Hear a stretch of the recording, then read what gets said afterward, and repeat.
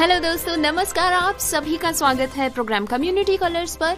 इस वक्त रात के 9 बज चुके हैं। आ चुका है शुक्रवार का दिन, जब हम और आप मिलकर लेते हैं जायजा डिसेबिलिटी सेक्टर से जुड़ी तमाम लेटेस्ट अपडेट्स और तमाम खबरों का, और साथ ही साथ हम सुनते हैं सोशल मीडिया अपडेट्स किसकी, DEPWD MSJE डिपार्टमेंट की।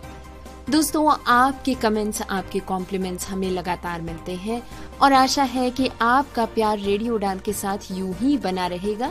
बहरहाल, आपसे रिक्वेस्ट करते हैं कि रेडियो उड़ान को ज्यादा से ज्यादा फॉलो करने की कोशिश करें हमारे सोशल मीडिया हैंडल्स पर, जैसे कि इंस्टाग्राम, लिंक्डइन, यूट्यूब, सभी जगहों पर, ताकि डिसेबिलिटी सेक्टर से जुड़ी तमाम इम्पोर्टेंट इन्फॉर्मेशन आप तक पहुंचती रहे। तो दोस्तों, शुरुआत करते हैं आज के कम्युनिटी कलर्स की। सुनते हैं आज के शो की हेडलाइंस।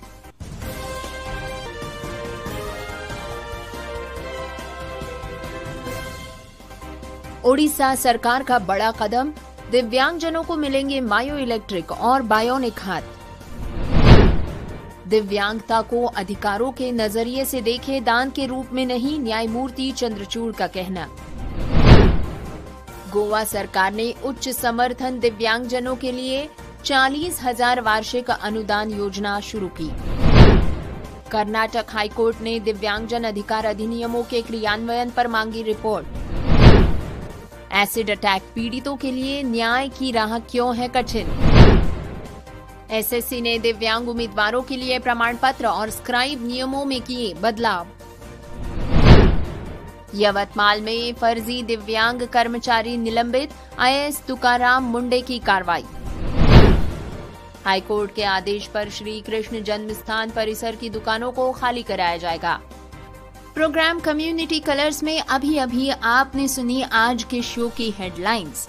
प्रोग्राम में अब समय हो चला है आगे बढ़ने का, तो बिना वक्त गवाए आइए सुनते हैं डिटेल्ड न्यूज बुलेटिन।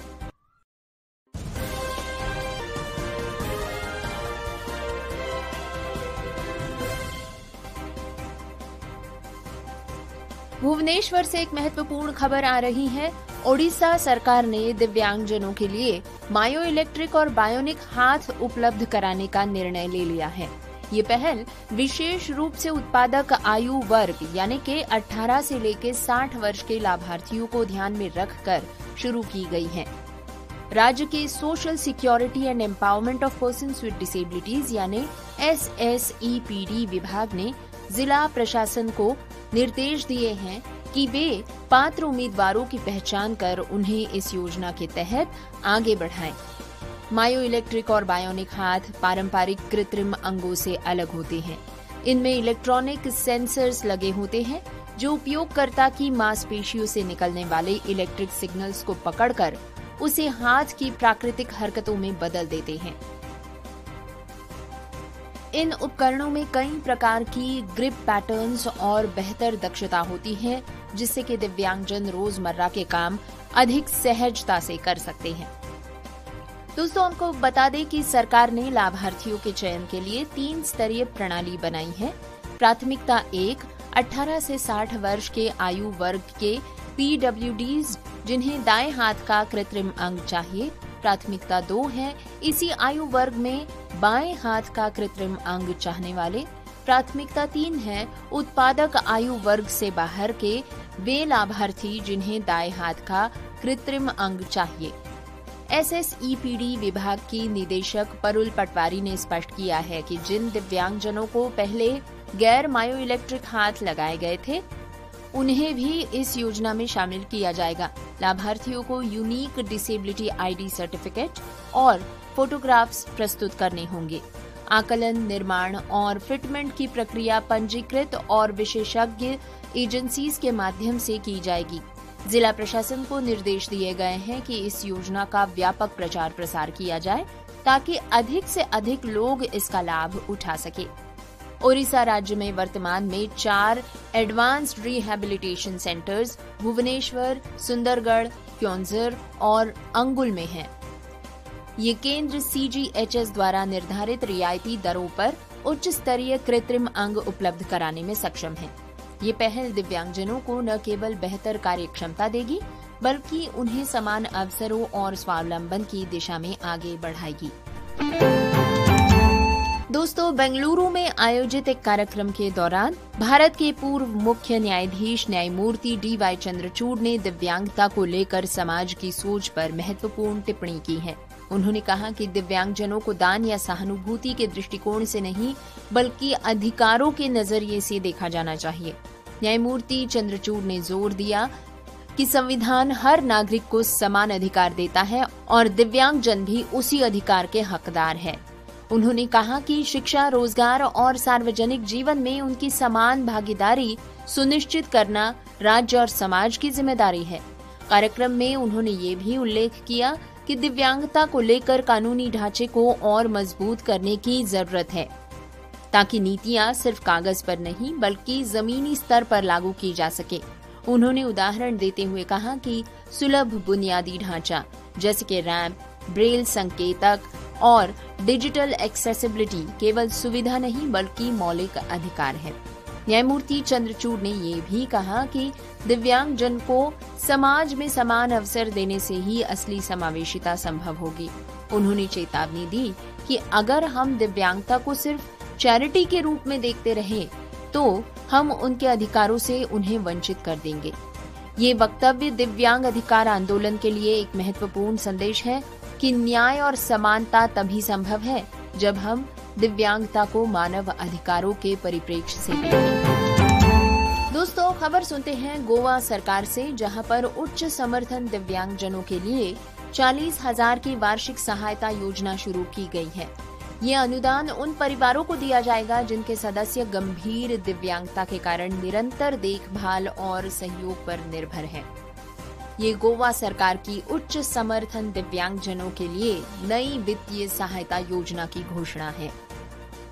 राज्य के सामाजिक कल्याण विभाग ने बताया है कि ये योजना उन परिवारों के लिए है जिनके सदस्य गंभीर दिव्यांगता के कारण निरंतर देखभाल और सहयोग पर निर्भर करते हैं। इसमें बौद्धिक दिव्यांगता, बहुदिव्यांगता और अन्य उच्च समर्थन स्थितियां शामिल हैं। सरकार ने जिला प्रशासन को निर्देश दिया है कि वे पात्र लाभार्थियों की पहचान कर आवेदन प्रक्रिया को सरल बनाएं और पारदर्शी बनाएं।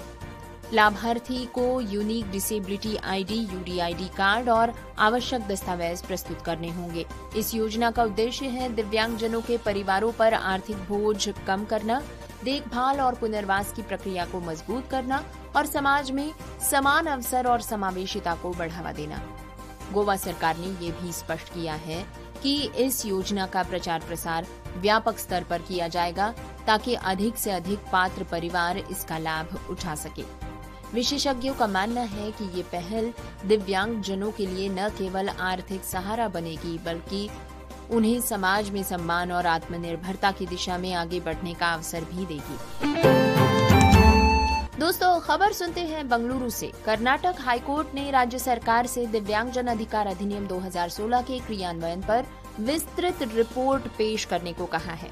मुख्य न्यायाधीश और पीठ ने ये निर्देश उस याचिका की सुनवाई के दौरान दिया जिसमें आरोप लगाया गया था कि अधिनियम के कई प्रावधानों को राज्य में सही तरीके से लागू नहीं किया गया है।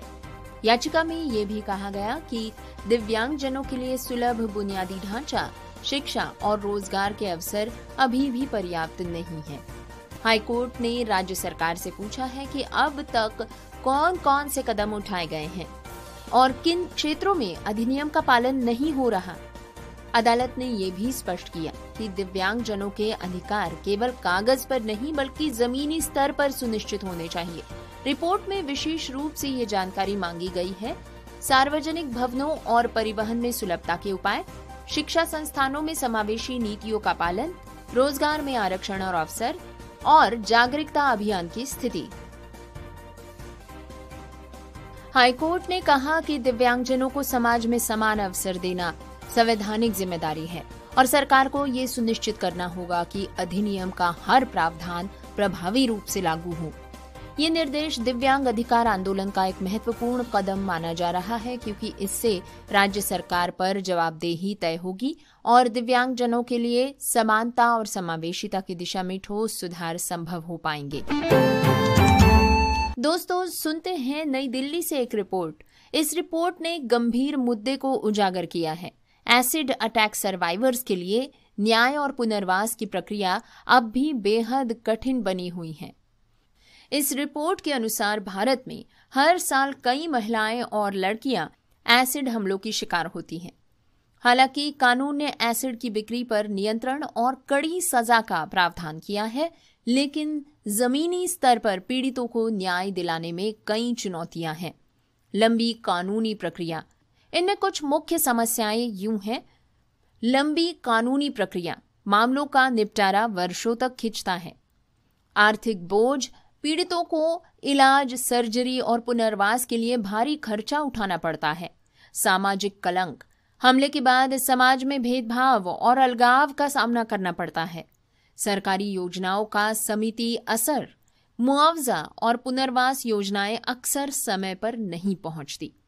दोस्तों, रिपोर्ट में यह भी बताया गया है कि सर्वाइवर्स को रोजगार और शिक्षा में अवसर नहीं मिल पाते, जिससे कि उनका आत्मनिर्भर होना मुश्किल हो जाता है। विशेषज्ञों का मानना है कि एसिड अटैक को केवल अपराध नहीं बल्कि मानवाधिकार उल्लंघन के रूप में देखा जाना चाहिए। इसके लिए जरूरी है कि अदालतें मामलों का तेज निपटारा करे, सरकार मुफ्त और गुणवत्तापूर्ण इलाज सुनिश्चित करे और समाज पीड़ितों को सम्मान और अवसर दे। दोस्तों, न्यूज बुलेटिन इसी तरह जारी रहेगा, लेकिन एक छोटे से ब्रेक के बाद। खूबसूरती सिर्फ चेहरे की नहीं, आत्मविश्वास और हुनर की भी होती है, और इसी को सलाम करता है रेडियो उड़ान। रेडियो उड़ान ब्यूटी पेजेंट सीजन 2 इस बार होने जा रहा है 1 मार्च 2026 गुलाबी नगरी जयपुर में। याद कीजिए सीजन 1 के वे सितारे: low vision female Swati Singhla, low vision male Buddha Lama, totally blind female Megha Gupta, totally blind male Devraj. इन सभी ने साबित किया असली चमक नजरों की नहीं, दिल और आत्मा की होती है। अब बारी है सीजन 2 की। क्या आप होंगे इस बार जयपुर के मंच पर चमकने वाले नए सितारे?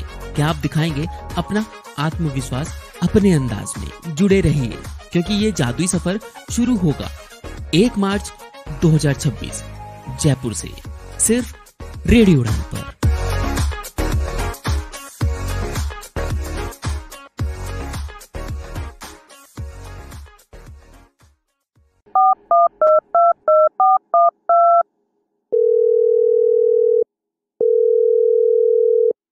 रेडियो उड़ान में आपका स्वागत है। आज का शो है चौंक गए आप भी? आपने सही समझा। अब रेडियो उड़ान सुने फोन पर भी, वो भी बिना इंटरनेट के। कैसे? श्रवण ऑडियो लाइब्रेरी के साथ। डायल करें 0807117525 पर। इंस्ट्रक्शंस फॉलो करें और सुने आपका अपना फेवरेट शो रेडियो उड़ान, अ फ्लाइट ऑफ लाइफ, अब एक फोन कॉल दूर। Shravan Audio Library is an initiative by National Association for the Blind Delhi in association with United Way Delhi. Hidden voices की तरफ से आप सभी का स्वागत। हिडन वॉइसेस, एक दृष्टि एक आवाज, और इसने पूरे भारत में दृष्टिबाधित और आर्थिक रूप से विकलांग बच्चों और वयस्कों को किताबों की दुनिया खोलकर सशक्त बनाने के लिए 1000 से भी अधिक छिपी हुई आवाजों को मिलाया है। 28 अप्रैल 2019 को देवी कृष्णा द्वारा स्थापित और सुश्री मैत्री राजदेव द्वारा सह संस्थापित हिडन वॉइसेस एक अद्वितीय रीडिंग चैरिटी है। देवी एक अनुभवी मनोचिकित्सक और काउंसलर है और ह्यूमन रिसोर्स मैनेजमेंट की एक दक्ष प्रबंधक है। देवी ने पूरे भारत के विभिन्न भाषाओं के स्वयंसेवकों को दृष्टिबाधितों के लिए ऑडियो किताब पढ़ने और बनाने के लिए तैयार किया है। एक भागीदार के रूप में श्री सुधीश पी और इसके अध्यक्ष के रूप में सुश्री सिंसी थॉमस के साथ हिडन वॉइसेस के अब कुल 1,500 से भी अधिक इन हाउस पाठक है और ये JNU, पुणे और दक्षिण भारत स्थित कई क्लबों से जुड़ा हुआ है, जिसके चलते अब हिडन वॉइसेस के पास 3,000 से भी अधिक पाठक है। इसमें सबसे छोटे पाठक 5 साल की उम्र से लेकर सबसे बड़े पाठक 82 साल के अनुभव वाले स्वयंसेवक है। पाठकों को उम्र और चुनी गई भाषा के अनुसार ग्रुप्स में बांट दिया जाता है। हिडन वॉइसेस के पास अब लगभग 20 भाषाओं में जानकारी पूर्ण और काल्पनिक दोनों ही तरह की पुस्तकों की एक सूची तैयार है। इन ऑडियो पुस्तकों का उपयोग विभिन्न संस्थानों और समूहों जैसे कि Fergusson college Pune, lit the light, Dyuti, Madras club आदि द्वारा किया गया है। इस कार्यक्रम ने 50,000 से भी अधिक लोगों की जिंदगी को समृद्ध बनाया है। अधिक जानकारी के लिए हमें ईमेल करें hiddenvoices2020@gmail.com पर। क्या आप डिसेबिलिटी के बारे में सटीक और विश्वसनीय जानकारी जानना चाहते हैं? तो विजिट करें disability.390.org। ये वेबसाइट एक ऐसा मंच है जहां आपके सवालों को मिलेंगे विशेषज्ञों से उत्तर। आपको मिलेंगे सेल्फ एडवोकेसी की प्रेरणादायक कहानियों के वीडियोस। इतना ही नहीं, engaging games, valuable resources, inclusive music video और ढेर सारी ऑथेंटिक इंफॉर्मेशन। दिव्यांगता से जुड़े अपने सवालों के जवाब खोजिए, अपनी क्यूरियोसिटी को एक्सप्लोर कीजिए वेबसाइट पर डाइविंग डीप सेगमेंट के साथ। तो देर किस बात की, आज ही विजिट करें disability.390.org और साथ मिलकर बनाएं समावेशी समाज।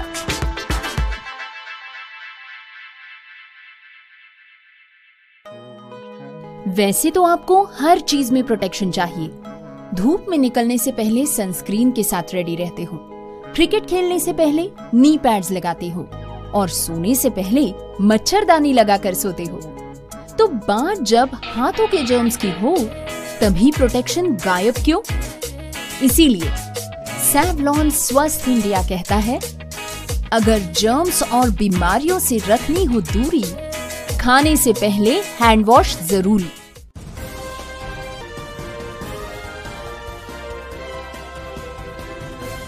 ब्रेक के बाद आप सभी का स्वागत है। न्यूज बुलेटिन जारी है, बढ़ते हैं अगली खबर की ओर। दोस्तों, SSC यानी कर्मचारी चयन आयोग ने persons with benchmark disabilities PWBD उम्मीदवारों के लिए महत्वपूर्ण बदलावों की घोषणा की है। ये बदलाव दिव्यांगता प्रमाण पत्र और स्क्राइब की व्यवस्था से जुड़े हैं। नए दिशा निर्देशों के अनुसार PWBD उम्मीदवारों को परीक्षा में शामिल होने के लिए मानक प्रारूपों में जारी किया गया दिव्यांगता प्रमाण पत्र प्रस्तुत करना होगा। ये प्रारूप स्वास्थ्य एवं परिवार कल्याण मंत्रालय द्वारा निर्धारित किया गया है। प्रमाण पत्र में दिव्यांगता की श्रेणी, प्रतिशत और स्थायित्व का स्पष्ट उल्लेख होना जरूरी है। स्क्राइब की सुविधा लेने वाले उम्मीदवारों को अब पूर्व निर्धारित नियमों का पालन करना होगा। स्क्राइब की शैक्षणिक योग्यता और पहचान पत्र की जानकारी परीक्षा केंद्र पर प्रस्तुत करनी होगी। SSC ने यह भी स्पष्ट किया है कि पुराने या अपूर्ण प्रारूप वाले प्रमाण पत्र स्वीकार नहीं किए जाएंगे। इन बदलावों का उद्देश्य है परीक्षा प्रक्रिया में पारदर्शिता और समानता सुनिश्चित करना। PWBD उम्मीदवारों को आरक्षण और विशेष सुविधाओं का सही लाभ दिलाना और दुरुपयोग रोकना, ताकि वास्तविक रूप से दिव्यांगजनों को ही सुविधा मिल पाए। दोस्तों, SSC ने उम्मीदवारों से अपील की है कि वे समय रहते अपने प्रमाण पत्र और स्क्राइब से जुड़ी औपचारिकताओं की जांच कर ले, ताकि परीक्षा के दौरान किसी भी तरह की परेशानी न हो। आयोग ने स्पष्ट किया है कि आगामी परीक्षाओं में PWBD उम्मीदवारों को नए मानक प्रारूपों में प्रमाण पत्र प्रस्तुत करना होगा और नोटिस के अनुसार उम्मीदवारों को ये भी सुनिश्चित करना होगा कि उनका प्रमाण पत्र मान्यता प्राप्त चिकित्सा प्राधिकरण द्वारा जारी किया गया हो और उसमें दिव्यांगता की श्रेणी, प्रतिशत और स्थायित्व का स्पष्ट उल्लेख हो। किसी भी पुराने या अपूर्ण प्रारूप वाले प्रमाण पत्र को स्वीकार नहीं किया जाएगा। इससे परीक्षा प्रक्रिया में पारदर्शिता और समानता सुनिश्चित हो पाएगी। दोस्तों, खबर सुनते हैं महाराष्ट्र के यवतमाल जिले से। यहाँ से एक बड़ी खबर सामने आई है। जिला प्रशासन ने फर्जी दिव्यांगता प्रमाण पत्र के आधार पर नौकरी कर रहे कई कर्मचारियों को निलंबित कर दिया है। ये कार्रवाई IAS अधिकारी तुकाराम मुंडे के निर्देश पर की गई।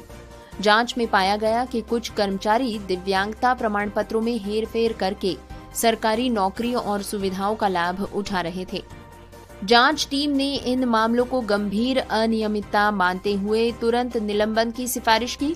प्रशासन ने स्पष्ट किया है कि ऐसे मामलों में कानूनी कार्रवाई भी की जाएगी। IAS श्री तुकाराम मुंडे ने कहा कि ये कदम वास्तविक दिव्यांगजनों के अधिकारों की रक्षा के लिए जरूरी है। उन्होंने जोर देकर कहा कि फर्जीवाड़ा करने वालों पर सख्त कार्रवाई की जाएगी ताकि भविष्य में कोई भी दिव्यांगता के नाम पर अनुचित लाभ न उठा सके। इस कार्रवाई से प्रशासन का संदेश साफ है, दिव्यांगजनों के अधिकारों और योजनाओं का दुरुपयोग बर्दाश्त नहीं किया जाएगा। दोस्तों, मथुरा से ये बड़ी खबर आती है जहां पर इलाहाबाद हाईकोर्ट ने आदेश दिए हैं कि श्री कृष्ण जन्म स्थान परिसर में बनी दुकानों को खाली कराया जाएगा। ये आदेश उस याचिका की सुनवाई के दौरान दिया गया है जिसमें कहा गया था कि जन्म स्थान परिसर धार्मिक स्थल है और वहां व्यावसायिक गतिविधियां नहीं होनी चाहिए। अदालत ने जिला प्रशासन को निर्देश दिया है कि वे निर्धारित समय सीमा के भीतर दुकानों को हटाने की प्रक्रिया पूरी करें। रिपोर्ट के अनुसार परिसर में कई वर्षों से दुकानें संचालित हो रही थी, जिनमें पूजा सामग्री, प्रसाद और अन्य वस्तुएं बेची जाती थी। लेकिन अदालत ने स्पष्ट किया है कि धार्मिक स्थल की पवित्रता बनाए रखने के लिए इन दुकानों को हटाना जरूरी है। जिला प्रशासन ने कहा कि प्रभावित दुकानदारों को वैकल्पिक स्थान उपलब्ध कराने पर विचार किया जा रहा है ताकि उनकी आजीविका प्रभावित न हो पाए। इस फैसले को लेकर स्थानीय स्तर पर मिश्रित प्रतिक्रियाएं सामने आई हैं। कुछ लोग इसे धार्मिक स्थल की गरिमा बनाए रखने के लिए जरूरी मानते हैं, जबकि दुकानदारों ने अपनी रोजी रोटी पर संकट की बात कही है। हाईकोर्ट का ये आदेश अब प्रशासन के लिए बड़ी चुनौती है। धार्मिक स्थल की पवित्रता और स्थानीय व्यापारियों की आजीविका के बीच संतुलन बनाना जरूरी है। इस हफ्ते जस्टिस कनेक्ट में हम 2 जजमेंट डिस्कस करेंगे। एक जजमेंट है दिल्ली हाई कोर्ट का in a case called Vivek versus union of India. ये ऐसा केस है जिसमें एक गवर्नमेंट एम्प्लॉई ने अपने अगेंस्ट डिस्क्रिमिनेशन होने का एलिगेशन लगाया था सेंट्रल गवर्नमेंट का, और उसने जो केस है वो दिल्ली हाई कोर्ट में फाइल किया था। बट हाई कोर्ट ने कहा कि बिकॉज ये सेंट्रल गवर्नमेंट एस्टेब्लिशमेंट है, इस वजह से ये केस दिल्ली हाई कोर्ट में ना होते हुए सेंट्रल एडमिनिस्ट्रेटिव ट्राइब्यूनल में जाएगा। और ये काफी इम्पोर्टेंट एक इशू हम देखते हैं, काफी ऐसे केसेस में आता है कि लोग सेंट्रल गवर्नमेंट के अगेंस्ट डिस्प्यूट्स को भी गलती से हाई कोर्ट में ला लेते हैं। तो these disputes always have to go to the CAT. But इसमें एक चीज जरूर अच्छी हुई कि कोर्ट ने कैट में खुद ही से मैटर ट्रांसफर कर दिया और केस नंबर भी दे दिया और कहा कि आप सो डेट पे इसको सुनिए, और उस डेट पे कोई एडजर्नमेंट नहीं लेगा। और कैट को ये भी रिक्वेस्ट किया कि बिकॉज ये डिसेबल्ड इंसान का केस है तो इसको जल्दी से सुना जाए। तो ये एक अच्छी चीज है और ये दिखाती है कि इस तरीके की सिचुएशंस में जहाँ सर्विस डिस्प्यूट डिसेबल्ड लोगों के हैं, हाई कोर्ट से ऐसा डायरेक्शन ऑब्टेन करके हम डिस्प्यूट रेजोल्यूशन को एक्सपेडाइट कर सकते हैं। इसमें एक चीज और मैं कहना चाहूंगा कि काफी लोगों को ये लगता है कि अगर उनका मान लो सेंट्रल गवर्नमेंट के अगेंस्ट डिस्प्यूट है और जजमेंट जो है वो कैट का है, सॉरी सीसीपीडी का है, तो उनको उसके अगेंस्ट हाई कोर्ट में जाना है। बट ये एक फ्लॉड अंडरस्टैंडिंग है। अगर जजमेंट सीसीपीडी का है तो उसके अगेंस्ट आपको पहले कैट में ही जाना पड़ेगा अगर वो सेंट्रल गवर्नमेंट का है, अगर वो रिकमेंडेशन सीसीपीडी के नहीं ओबे कर रहा है एस्टैब्लिशमेंट। दूसरा जो केस इस हफ्ते का है वो कर्नाटका हाई कोर्ट का है और उन्होंने नोटिस इशू किया है इस इशू पे कि आरपीडब्ल्यूडी एक्ट कितने हद तक इम्प्लीमेंट हो रहा है स्टेट ऑफ कर्नाटका में। और उन्होंने गवर्नमेंट से कॉम्प्रिहेंसिव एफिडेविट मांगा है कि आप बताइए कि स्टेट ऑफ कर्नाटका में कितने हद तक इस एक्ट का इम्प्लीमेंटेशन है 6 हफ्ते के अंदर अंदर। तो इससे होपफुली इम्प्लीमेंटेशन मैकेनिज्म स्ट्रेंथन होगा with in the state of Karnataka. So these are the 2 cases for this week. हमारी Thursday to Thursday weekly helpline रहती है जस्टिस कनेक्ट, जिसमें आप अपने क्वेरीज पेश कर सकते हैं। हमारे नंबर्स हैं 9890281068 and 9892622230। So feel free to call us then. Thank you. दोस्तों, आप सभी का फिर से एक बार स्वागत है प्रोग्राम कम्युनिटी कलर्स पर। ये प्रोग्राम आप हर शुक्रवार और शनिवार को सुनते हैं रेडियो उड़ान अ फ्लाइट ऑफ लाइफ पर। जैसा कि आप सभी जानते हैं कि प्रोग्राम कम्युनिटी कलर्स समर्पित है डिसेबिलिटी की दुनिया से आने वाली खबरों के लिए, और साथ ही साथ हम इसमें सुनते हैं 2 सेक्शंस। पहला सेक्शन है जस्टिस कनेक्ट, जिसमें हम सुनते हैं 2 लेटेस्ट जजमेंट्स के बारे में, और दूसरा सेक्शन जिसका अब वक्त हो चला है उसका नाम है DEPWD-MSJE social media updates section, जिसके तहत हम पढ़ते हैं department of empowerment of persons with disabilities की तरफ से आने वाली सोशल मीडिया अपडेट्स को। तो आइए शुरू करते हैं आज के इस सेक्शन को। अपनी इस पोस्ट में दिव्यांगजन सशक्तिकरण विभाग लिखते हैं, थोड़ी सी ज्यादा जिंदगी जल्द आ रही है। जब संघर्ष हिम्मत से टकराता है तो जन्म लेती है वो कहानियां जो सिर्फ सुनी नहीं जाती, दिल की धड़कनों में उतर जाती हैं। देश के 7 अलग अलग कोनों से उठी 7 अलग अलग दास्तानें जो बताती हैं कि चुनौतियां चाहे जितनी भी कठिन हो, जीने की जिज्विशा हमेशा उनसे अधिक प्रबल होती है। लोग सिर्फ जिंदगी नहीं जीते, हर दिन थोड़ी सी ज्यादा जिंदगी जी लेते हैं। भारत के दिव्यांगजनों को सिनेमा का सलाम, जो सीमाओं को उम्मीद की उड़ान में बदल देते हैं, हमें सिखाते हैं कि असली शक्ति मन की होती है। महसूस कीजिए जज्बे की चमक, सुनिए समावेशन की धड़कन, और देखिए एक ऐसा भारत जो साथ खड़ा है, मजबूत खड़ा है। हैशटैग थोड़ी सी ज्यादा जिंदगी फिल्म जल्द ही आपके सामने होगी। दोस्तों, इस फिल्म का एक ट्रेलर इस पोस्ट के साथ डिपार्टमेंट ने साझा किया है, जिसमें लिखकर आता है, कभी कभी हिम्मत एक नया रास्ता खोजती है। ये कहानियां नहीं है, ये भारत की 7 धड़कनें हैं। जब हौसले मिलते हैं भरोसे से, देखिए फिल्म थोड़ी सी ज्यादा जिंदगी। अपनी अगली पोस्ट में डिपार्टमेंट लिखते हैं, भारत मंडपम में आयोजित 44वें अंतर्राष्ट्रीय व्यापार मेला 2025 में आज सामाजिक न्याय और अधिकारिता मंत्री डॉक्टर वीरेंद्र कुमार तथा सामाजिक न्याय और अधिकारिता राज्य मंत्री श्री BL वर्मा ने department of empowerment of persons with disabilities MSJE और उसके अधीनस्थ राष्ट्रीय संस्थानों के स्टॉल्स का उद्घाटन किया एवं निरीक्षण किया। इस अवसर पर सचिव श्री अमित यादव, विभाग की संयुक्त सचिव श्रीमती सुमिता सिंह, उप महानिदेशक श्रीमती ऋचा शंकर तथा विभाग एवं संस्थानों के वरिष्ठ अधिकारी उपस्थित रहे। मीडिया से बातचीत में केंद्रीय मंत्री डॉक्टर वीरेंद्र कुमार ने कहा कि अंतर्राष्ट्रीय व्यापार मेला हमारे राष्ट्रीय संस्थानों और दिव्यांग उद्यमियों को एक व्यापक मंच प्रदान करता है। इससे उनके कौशल को प्रोत्साहन मिलता है और देश विदेश के बाजारों तक पहुंच का अवसर उपलब्ध होता है। हैशटैग सशक्त दिव्यांगजन समर्थ भारत। दोस्तों, आपको बता दें कि इस पोस्ट के साथ साथ इस समय की कई तस्वीरें भी डिपार्टमेंट ने साझा की हैं, जिसमें के दिव्यांग जन सशक्तिकरण विभाग से आए अधिकारी व्यापार मेला में लगे स्टॉल्स को भेंट देते, उनका निरीक्षण करते नजर आते हैं। साथ ही साथ कार्यक्रम की शुरुआत में फीत काटने की तस्वीर भी इसमें शामिल है। नेशनल एपिलेप्सी डे के बारे में पोस्ट करते हुए डिपार्टमेंट लिखते हैं, राष्ट्रीय मिर्गी दिवस हर साल मिर्गी के बारे में जागरूकता बढ़ाने के लिए मनाया जाता है। ये एक न्यूरोलॉजिकल स्थिति है जो मस्तिष्क के कार्य को प्रभावित करती है और बार बार दौरे का कारण बन सकती है। ये दिन मिर्गी से पीड़ित व्यक्तियों के लिए शीघ्र निदान, समय पर उपचार और अधिक सामाजिक स्वीकृति के महत्व पर प्रकाश डालता है। सबसे आम न्यूरोलॉजिकल विकारों में से एक होने के बावजूद भी मिर्गी आज भी मिथकों और गलत धारणाओं से घिरी हुई है।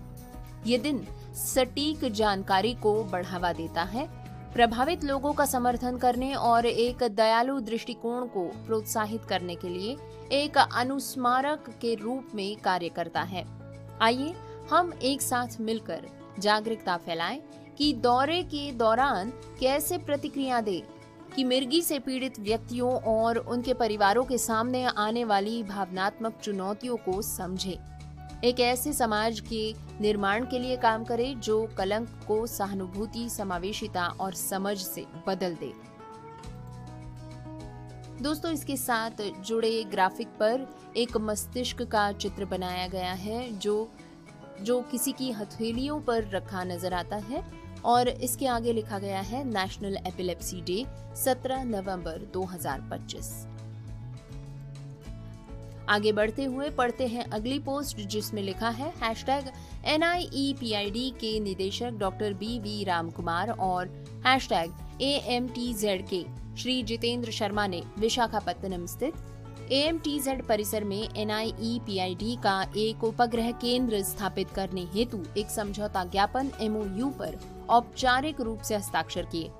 इस महत्वपूर्ण समझौते पर केंद्रीय कैबिनेट मंत्री श्री पीयूष गोयल जी की गरिमामयी उपस्थिति में हस्ताक्षर किए गए। ये सहयोग दिव्यांगजन पुनर्वास, शीघ्र हस्तक्षेप, नैदानिक सहायता और क्षमता निर्माण के क्षेत्रों में सेवाओं को सुदृढ़ करने की दिशा में एक महत्वपूर्ण कदम है। AMTZ में प्रस्तावित उपग्रह केंद्र से उच्च गुणवत्तापूर्ण पुनर्वास सेवाओं तक पहुंच में वृद्धि, संयुक्त अनुसंधान पहलू को बढ़ावा मिलना और AMTZ के उन्नत चिकित्सा प्रौद्योगिकी, पारिस्थितिकी तंत्र के माध्यम से नवाचार को समर्थन मिलने की उम्मीद है। ये साझेदारी दिव्यांगजनों के लिए राष्ट्रव्यापी सहायता प्रणालियों में सुधार और भारत की स्वास्थ्य सेवा एवं पुनर्वास अवसंरचना को उन्नत करने की साझा प्रतिबद्धता को दर्शाती है। MOU के हस्ताक्षर करते समय की तस्वीरें भी इस पोस्ट के साथ साझा की गई हैं। बढ़े चलते हैं अगली पोस्ट की तरफ जिसमें लिखा गया है लखनऊ विश्वविद्यालय में आयोजित दिव्य कला मेला के उद्घाटन के बारे में 16 नवंबर 2025 को एवं अधिकारिता राज्य मंत्री श्री BBL वर्मा द्वारा किया गया। इस अवसर पर माननीय विधायक डॉक्टर नीरज बोरा जी, दिव्यांगजन सशक्तिकरण विभाग, भारत सरकार के संयुक्त सचिव श्री राजीव शर्मा, उत्तर प्रदेश दिव्यांगजन सशक्तिकरण विभाग के प्रमुख सचिव श्री सुभाष चंद्र शर्मा तथा अन्य गणमान्य अतिथि उपस्थित रहे। उद्घाटन समारोह में अपने संबोधन के दौरान माननीय राज्य मंत्री श्री BL वर्मा ने कहा कि केंद्र सरकार दिव्यांगजनों के सामाजिक, आर्थिक एवं शैक्षिक सशक्तिकरण के लिए पूर्णतः प्रतिबद्ध है। आज दिव्यांगजन देश की प्रगति और विकास में सशक्त सहभागिता निभा रहे हैं। लखनऊ विश्वविद्यालय परिसर में आयोजित ये दिव्य कला मेला आगामी 23 नवंबर 2025 तक नागरिकों के लिए खुला रहेगा। दिव्य कला मेला के उद्घाटन की समय की तस्वीरें तथा कई स्टॉल्स पर मान्यवर गणों की निरीक्षण करती हुई तस्वीरें भी इस पोस्ट के साथ साझा की गई हैं। दिव्य कला मेला के बारे में अपनी अगली पोस्ट में डिपार्टमेंट लिखते हैं, दिव्य कला मेला उद्यमिता, सृजनशीलता और सशक्तिकरण की अनोखी मिसाल है। 15 से लेकर 23 नवंबर तक लखनऊ उत्तर प्रदेश में आयोजित होने जा रहे दिव्य कला मेला में आइए हम सब मिलकर दिव्यांग कलाकारों, उद्यमियों की अद्भुत प्रतिभा, कौशल और मेहनत को सराहें। ये मेला केवल कला और शिल्प का संगम नहीं है, बल्कि आत्मविश्वास, रचनात्मक और दृढ़ संकल्प का उत्सव है, जहां हर कृति एक प्रेरक कहानी कहती है। लखनऊ वासियों को सादर आमंत्रण, आइए इन अद्वितीय कलाकारों और उद्यमियों का उत्साहवर्धन करें और उनकी प्रतिभा को सम्मान दें। दिव्य कला मेला 100 से अधिक दिव्यांग उद्यमियों के शिल्प, कौशल और उत्पादों को बढ़ावा देने के लिए एक अनूठा मेला। तो दोस्तों, ये तो था आज का DEPWD MSJE social media updates section. आपको ये सेक्शन और इसके साथ ही साथ हमारा नया सेक्शन जस्टिस कनेक्ट कैसा लगता है? इससे जुड़ी कई सारी पोस्ट हमें मिलती रहती हैं, जिससे आप हमारी खूब हौसला अफजाई करते हैं। इसके लिए बहुत बहुत धन्यवाद। तो दोस्तों, जुड़े रहिए प्रोग्राम कम्युनिटी कलर्स के साथ, इसी तरह इसके सेक्शंस के साथ भी। और हम आपके लिए लेकर आते रहेंगे ऑथेंटिक जानकारी। प्रोग्राम कम्युनिटी कलर्स आज यहीं समाप्त होता है, लेकिन जाते जाते एक बार सुनते जाइए आज के शो की हेडलाइंस फिर से एक बार। ओडिशा सरकार का बड़ा कदम, दिव्यांगजनों को मिलेंगे मायो इलेक्ट्रिक और बायोनिक हाथ। दिव्यांगता को अधिकारों के नजरिए से देखे, दान के रूप में नहीं, न्यायमूर्ति चंद्रचूड़ का कहना। गोवा सरकार ने उच्च समर्थन दिव्यांगजनों के लिए 40,000 वार्षिक अनुदान योजना शुरू की। कर्नाटक हाईकोर्ट ने दिव्यांगजन अधिकार अधिनियमों के क्रियान्वयन पर मांगी रिपोर्ट। एसिड अटैक पीड़ितों के लिए न्याय की राह क्यों है कठिन। एसएससी ने दिव्यांग उम्मीदवारों के लिए प्रमाण पत्र और स्क्राइब नियमों में किए बदलाव। यवतमाल में फर्जी दिव्यांग कर्मचारी निलंबित, आईएएस तुकाराम मुंडे की कार्रवाई। हाईकोर्ट के आदेश पर श्री कृष्ण जन्म